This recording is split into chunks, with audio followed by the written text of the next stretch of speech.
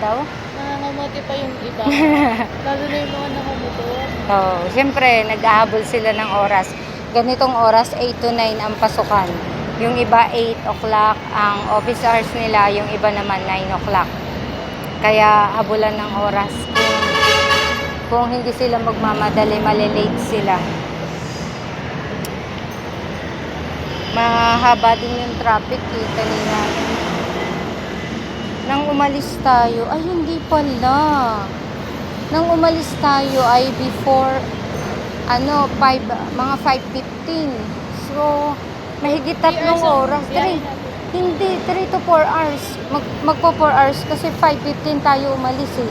Tapos dumating tayo ng 8:45. 5, 6, 7, 8, 9. Kaya nga, magpo 4 hours. Kasi sobrang traffic.